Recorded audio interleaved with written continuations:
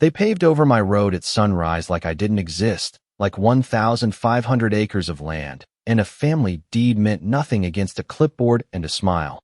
And the first thing I noticed wasn't the machines, it was the smell, that thick, burning asphalt crawling into my lungs before I even stepped out of my truck, the low hum of engines vibrating through the ground. And there she was, Margaret Whitmore, standing in pressed white slacks like she was hosting a garden party instead of taking my access. Sunglasses on, lips curled just enough to look polite, but not enough to hide what she was doing. And when I asked what the hell was going on, she didn't even hesitate, just tapped her clipboard and said, "Community improvement. This access road now falls under HOA regulation."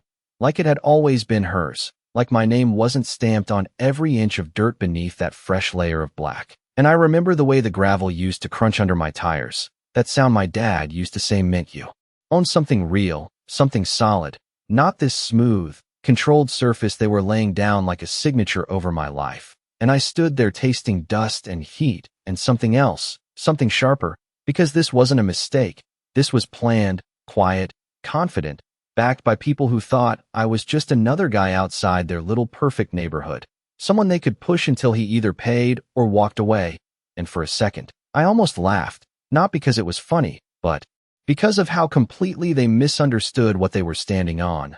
See, my name's Ethan Caldwell, and 3 months ago, I bought every acre of land surrounding that polished HOA subdivision. Rolling hills, a narrow river cutting through the property like a scar, and one old wooden bridge sitting right where the water narrowed.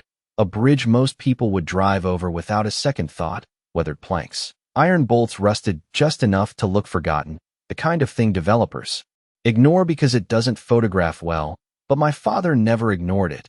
He used to stand there, boots planted on those boards, telling me, "Son, land doesn't matter if you don't control how people move through it." And I didn't understand that back then, not until I saw Margaret standing on my road acting like she owned the air I was breathing. And behind her, those houses, hundreds of them, clean lines, trimmed lawns, identical mailboxes, all depending on that one quiet crossing they barely noticed. And that's when it hit me, not all at once, but slow, like pressure building behind a dam, because they weren't just paving a road. They were betting everything on the assumption that I didn't know what I owned, that I'd argue, maybe call a lawyer, maybe file a complaint, play their game on their timeline, and lose quietly. But I didn't say any of that. I just nodded, let her finish her speech about standards and community and shared access. Watched the workers smooth out the last stretch of asphalt like sealing a deal, and I remember thinking how calm everything felt in that moment. Too calm for what was really happening, because they thought they had control. They thought they had cut me off. But standing there with the heat rising off that fresh pavement and the sound of machines winding down into silence, I realized something they hadn't even considered yet, something that would turn that smile on her face into something else entirely. And I let her have the road. I let her believe it was hers, because sometimes the fastest way to win isn't to stop them.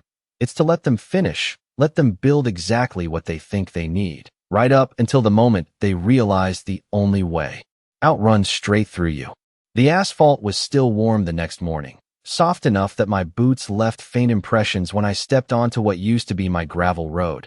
And the silence felt different, like something had been sealed over along with the dust and history they buried beneath that black surface. And I could hear the distant hum of traffic from the highway, a reminder that everything in that neighborhood depended on movement, on access, on one simple path in and out that nobody questioned because it had always been there. And I walked the length of that road slowly, hands in my pockets, taking it in like I was seeing it for the first time, the clean edges, the reflective paint. Markers they had already installed overnight, the small metal sign near the entrance that read, Willowbrook Estates Private Access, bold letters catching the morning light like a claim staked in steel.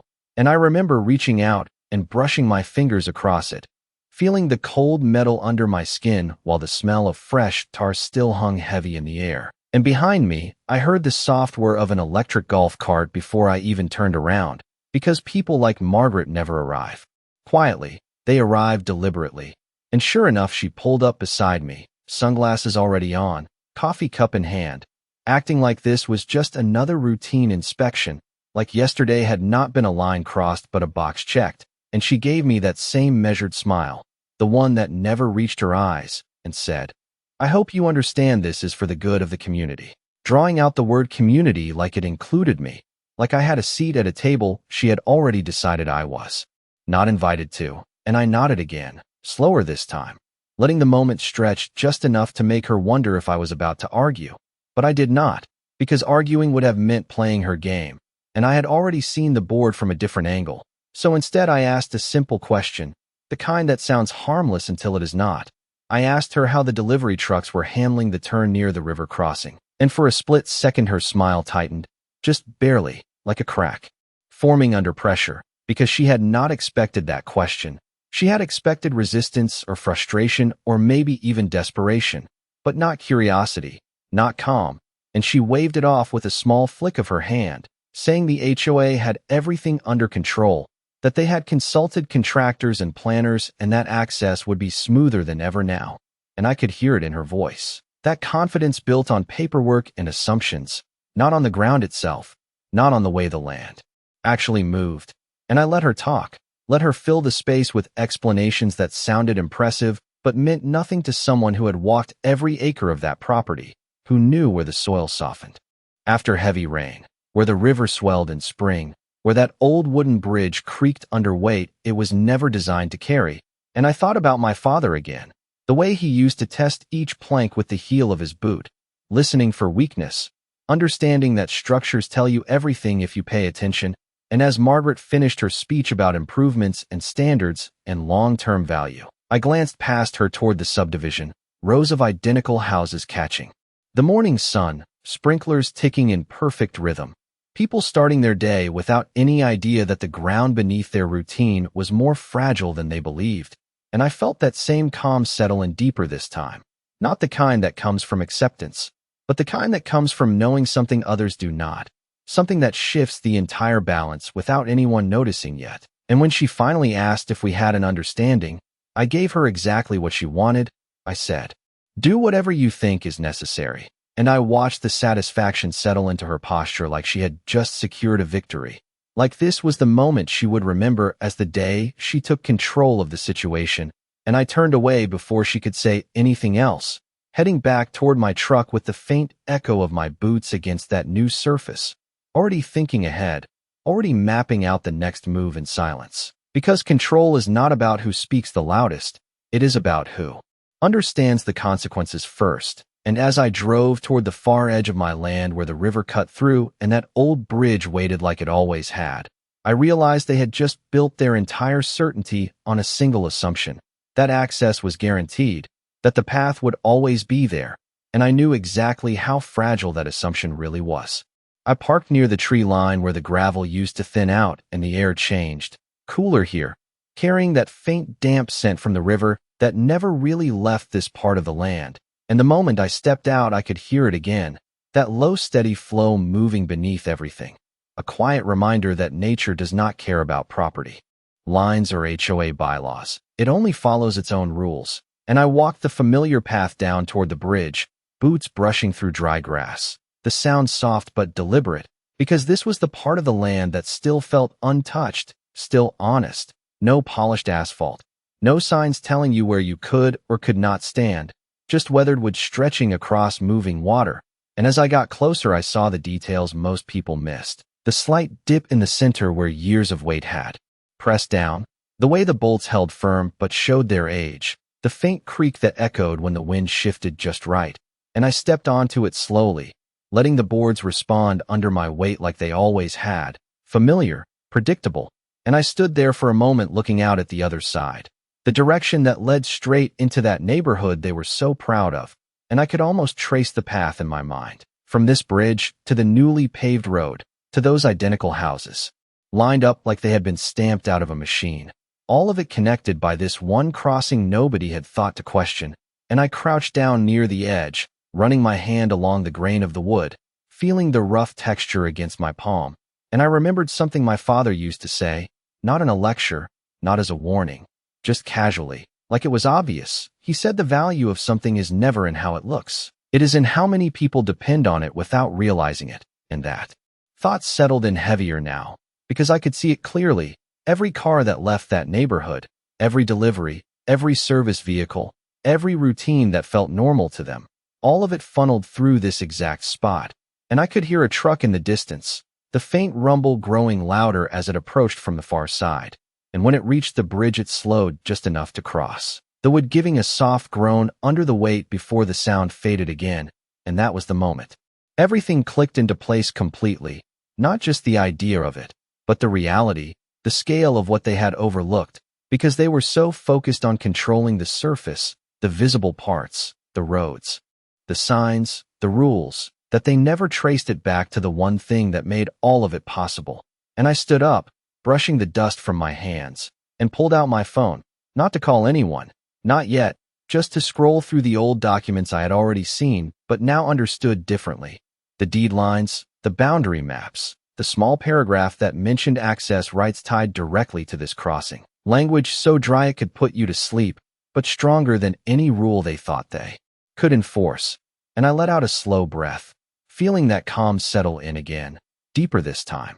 Because now there was no doubt, no missing piece, just a straight line from what they had done to what would happen next. And I turned back toward my truck, taking one last look at the bridge as the light shifted across the water. And for the first time since they poured that asphalt, I smiled, not because anything had changed yet, but because I finally understood exactly how it would. The next 2 days were quiet in a way that did not feel natural, like the land itself was waiting for something to happen. And I kept my routine exactly the same.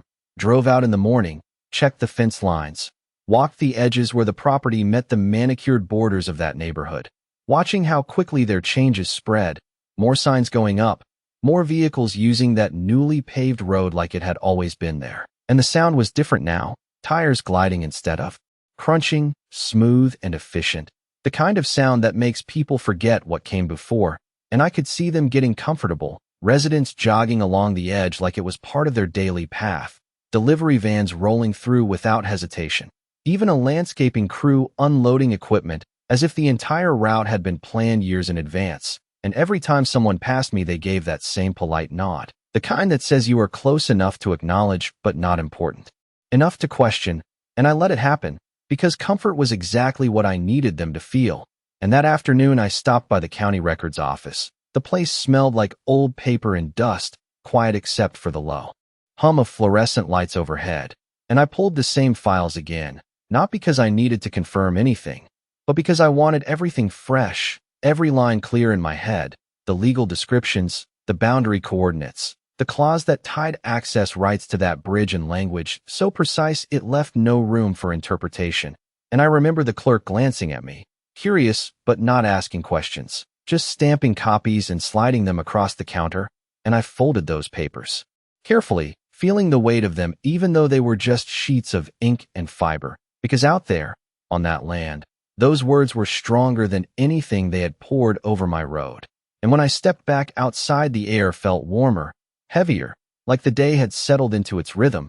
And I drove straight back toward the river, parking in the same spot as before, the engine ticking softly as it cooled. And I sat there for a moment listening to the distant movement from the neighborhood, faint voices, a dog barking, the low roll of a truck crossing the bridge. And I watched as that truck passed over, the boards dipping slightly under the weight before rising back into place. And I paid attention to the details, the timing, how long it took to cross, how the structure responded, because this was not about anger or reaction. It was about understanding every variable before making a move. And I stepped out and walked up to the entrance of the bridge, standing there, with the river moving steadily beneath it. And I could almost map out the chain reaction in my head, one change here affecting everything beyond it. And I reached into the back of my truck and pulled out a measuring tape, running it along the width of the entrance, noting the space, the clearance, the kind of detail most people would overlook, but that mattered now. And then I took a few steps back, looking at the approach from the roadside, imagining how it would look if something changed, if access was not as simple as it had been that morning. And I felt that same calm settle in again, steady and controlled, because there was no rush, no need to act out of impulse. Every step from here needed to be deliberate. And as the sun started to drop lower, casting longer shadows across the water, I leaned against the side of my truck and watched the traffic continue. Each vehicle crossing without a second thought, each driver assuming the path ahead would always be open.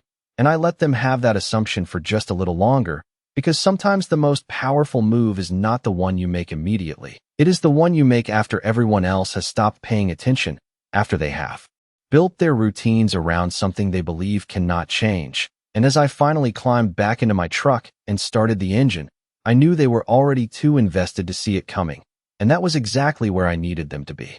I started before sunrise the next morning, when the air still carried that cool edge and the world had not fully woken up yet, because timing matters when you want people to notice something they were never supposed to think about. And I drove straight to the supply yard 30 miles out, the kind of place contractors use without asking too many questions, gravel crunching under my tires as I pulled in, the smell of treated lumber and metal hanging thick in the air, and I knew exactly what I needed before I even stepped out of the truck. Nothing dramatic, nothing that would raise alarms, just materials that made sense on paper: posts, reinforced steel brackets, a prefabricated gate system rated for agricultural use, the kind you would install on private land to control livestock or limit vehicle access. Completely legal, completely ordinary, and that was the point. Because the most effective moves are the ones that look like they belong there.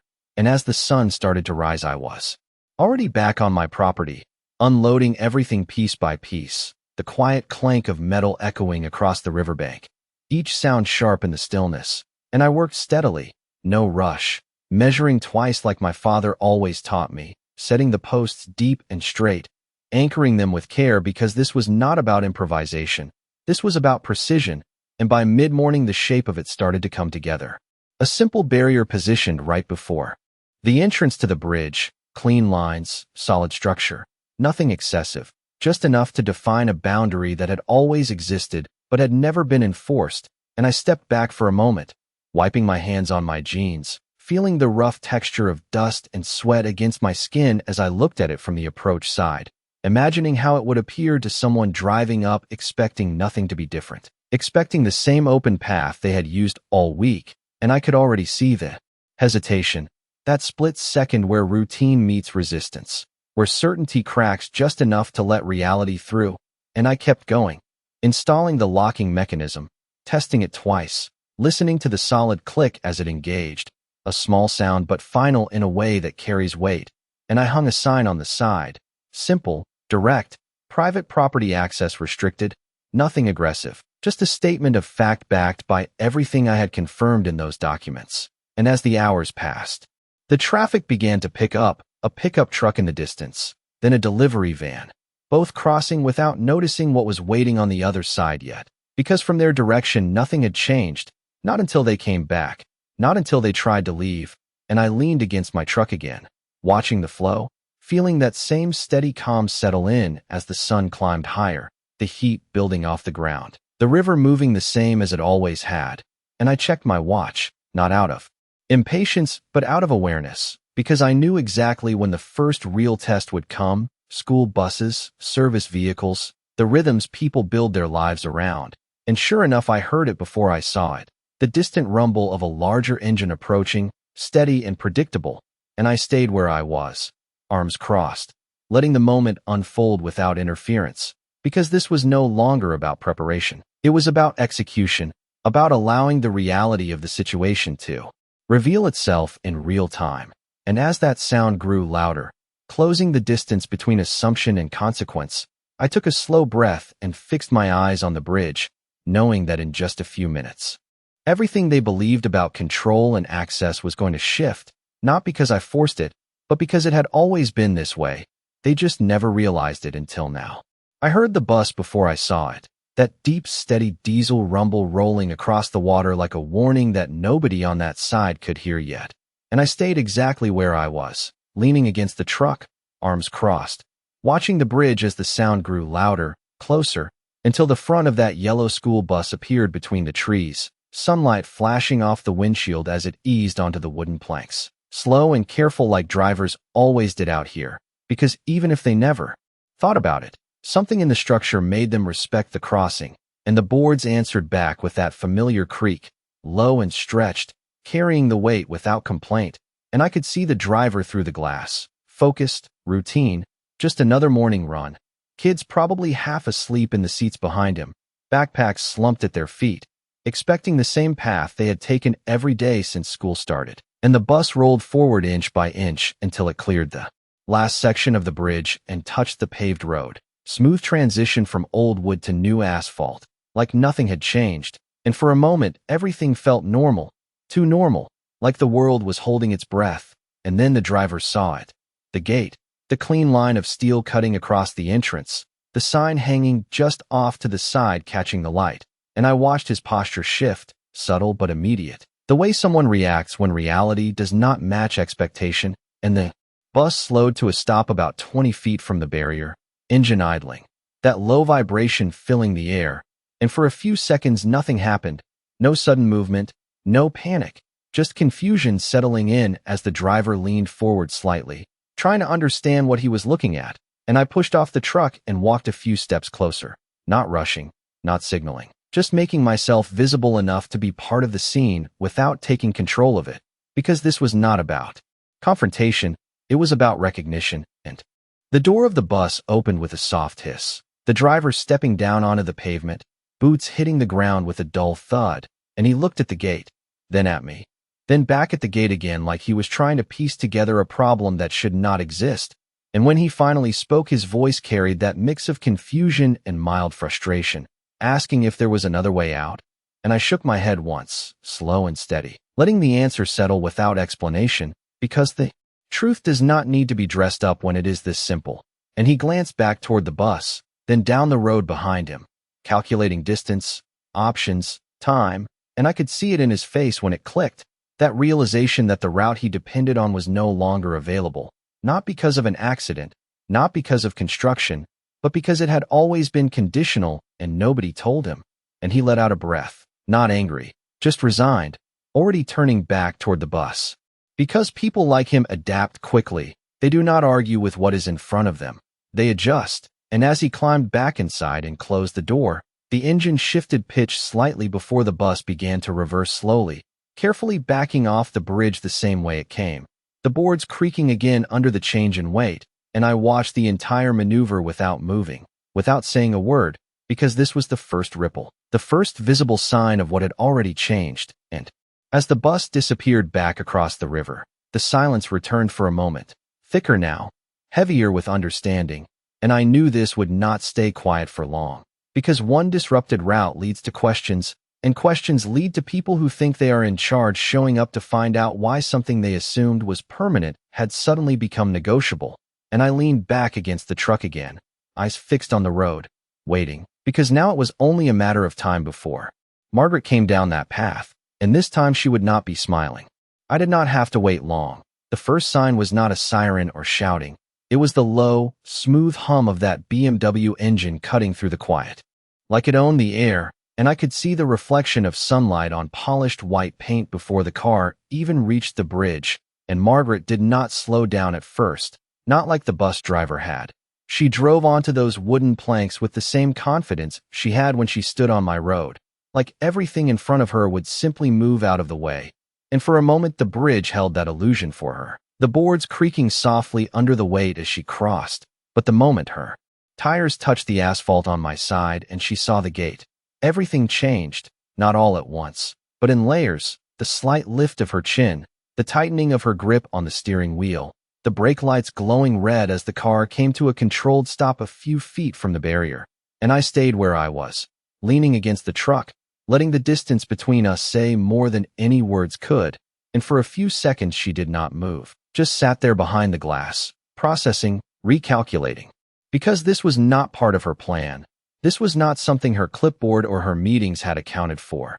And then the driver door opened, slow and deliberate, and she stepped out onto the pavement, heels clicking once before settling into the stillness.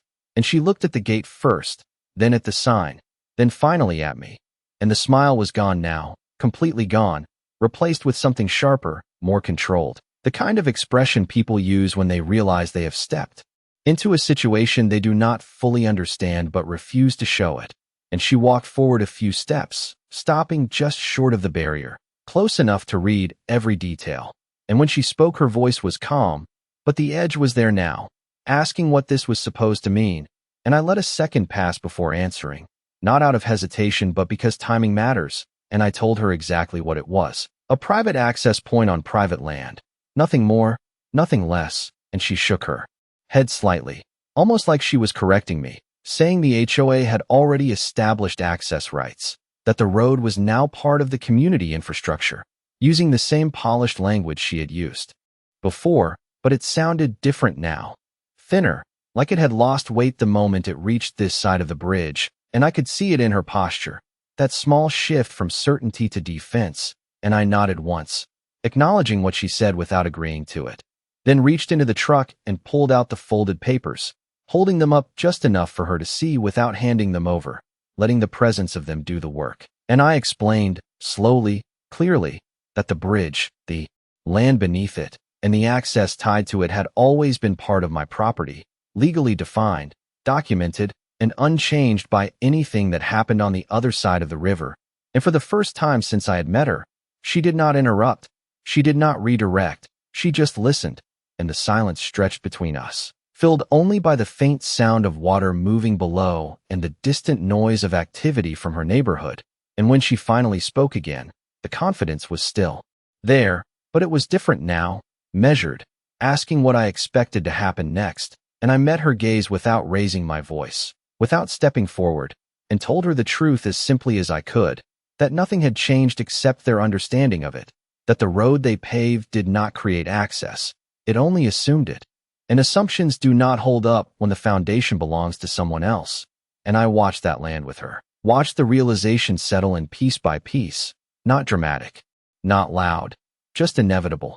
And for a moment neither of us moved, because the situation had finally become clear, not just to me, but to her. And that was the point where everything shifted, not in action, but in control, because for the first time since this started, she was standing on my side of the line without knowing how to step back. The air shifted after that, not in temperature but in tension, like the land itself was aware that something had finally been acknowledged out loud.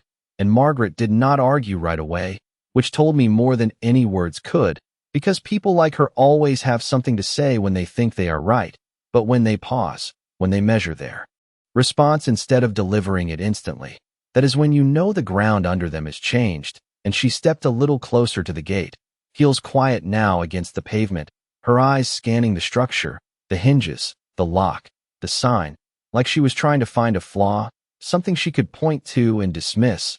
But there was nothing there that did not belong, nothing that broke a rule she could enforce. And I could see the calculation happening behind her expression, the shift from authority to strategy. And when she finally spoke again, her voice had lost that polished edge, replaced with something more direct, asking if I understood what kind of disruption this would cause, mentioning emergency services, deliveries, families trying to get to work, painting a picture of inconvenience like it was leverage. But I let her finish without interrupting, because she needed to hear it herself, needed to understand that she was describing a system that depended entirely on something she did not control. And when she stopped, I nodded once, slow and deliberate, and told her I understood exactly what it would affect, that I had spent the last few days watching that pattern, counting the vehicles, timing the flow, learning how everything moved through this one point. And that was the moment her expression changed again. Not confusion this time, not frustration, but recognition. Because she realized this was not reactive.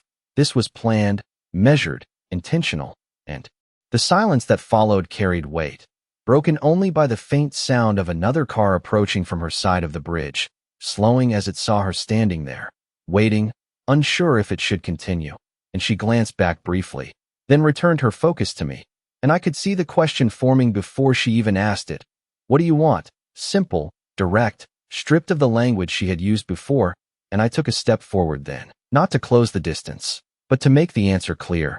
And I told her this was not about taking anything from them. It was about correcting what had already been taken, that the road they paved, the signs they placed, the access they assumed, all of it had been done without acknowledgement of the one thing that made it possible. And I watched that land settle into her understanding piece by piece, because she knew it was true, whether she wanted to admit it or not. And I reached into the truck again and pulled out a second set of papers, cleaner, more recent, the kind that carry proposals instead of history. And I held them out just enough for her to see the format, the structure, the intent, and explained that access could continue, Nothing needed to stop, but it would not be free, not in control, not an assumption. It would be defined, agreed upon, documented properly this time. And her eyes moved between the papers and the gate, then back to me. And for a moment she said nothing, just stood there with the realization settling in fully now, that the position she had taken so easily on my road had led her here, to a point where the only way forward was through something she did not own. And the car behind her inched closer, engine idling, softly, waiting for direction, waiting for someone to restore the normal they expected. But there was no quick fix here, no simple command she could give to make this disappear, and I could see it in the way she straightened slightly, the way her shoulders set, that she understood the situation completely now, understood that this was no longer about authority or appearance, it was about terms, and I let that moment sit between us, steady and unbroken, because control is not proven through force, it is proven through clarity, and for the first time since this began, everything was clear to both of us. Margaret did not reach for the papers right away, and that hesitation told me everything I needed to know, because people who believe they still have control grab solutions immediately, but people who understand they have already lost ground take a moment to measure what accepting those terms really means, and I could see it in the way her eyes moved, not at me this time, but past me, toward the bridge, toward the road, toward the direction of her neighborhood, where more cars were beginning to line up, engines idling in quiet confusion, each driver waiting for someone else to fix what they assumed was temporary, and the air carried that low hum of impatience now, subtle but growing. And she finally stepped forward, just enough to close the distance to the gate, and reached out to take the documents from my hand, her fingers steady even if everything else had shifted, and she scanned the first page quickly, then slower, her expression tightening just slightly as she moved through the details, because this was not a demand. It was structured, clean, legal, the kind of agreement that holds up in places where opinions do not matter. And when she looked up again, there was no trace of that earlier confidence left. Only calculation and something else beneath it, something closer to acceptance. And she asked how long the access had technically been dependent on this crossing. And I told her the truth, that it had always been this way, long before the houses, long before the HOA, long before anyone thought to question it. And the realization settled deeper then, not just as a problem to solve, but as a mistake already made. And she let out a breath, quiet but visible, before nodding once, not to me, but to the situation itself, like she was acknowledging the reality she had stepped into. And behind her, one of the drivers stepped out of his car, looking toward the gate, then toward Margaret, waiting for direction, and that moment stretched just enough to make the pressure real, not loud, not chaotic, just present, steady and undeniable. And she turned, slightly, raising a hand in a small gesture that told them to wait, that she was handling it. But the difference now was clear. She was not giving orders anymore. She was buying time, and she looked back at me again, holding the papers at her side, and asked what it would take to restore access immediately, not permanently, just enough to get them through the day. And I shook my head slightly, not dismissive, just firm, because temporary solutions were exactly what had created this situation in the first place. And I told her the gate would open when the agreement was signed, properly, not rushed, not verbal, but documented in a way that matched the weight of what it controlled. And I watched that answer settle in, watched her consider pushing back, consider finding another angle. But there was none, not here, not with the facts laid out as clearly as they were. And after a few seconds she nodded again, slower this time, and stepped back from the gate, already turning toward her car, already shifting into a different role, not the one who enforces rules, but the one who has to answer for them. And she paused at the door, looking back once more, not with hostility, not with anger, but with a kind of recognition, like she finally saw the full picture, not just the surface she had tried to control, but the structure beneath it that had always been there. And then she got into the car, the engine starting with that same smooth hum, but it sounded different now, quieter somehow. And she reversed carefully, guiding the vehicle back across the bridge the same way the bus had earlier, the boards creaking softly under the weight. And I stood there watching until she disappeared from view, until the line of cars began to follow her back one by one, the pattern reversing itself in slow, controlled motion. And when the last vehicle cleared the bridge, the silence returned again, deeper than before, not empty, but settled, like everything had found its place. And I walked up to the gate, resting my hand briefly on the cool metal, feeling the solid certainty of it under my palm. And I looked out across the land, across the road they had paved, across the houses that now understood exactly what connected them to everything beyond. And I let that moment sit, not as a victory, not as a reaction, but as a correction, because nothing here had been taken, nothing had been forced, it had only been clarified. And as the wind moved lightly across the river and the bridge stood quiet again, I knew the next time they crossed it, it would not be under assumption, it would be under agreement. And that made all the difference.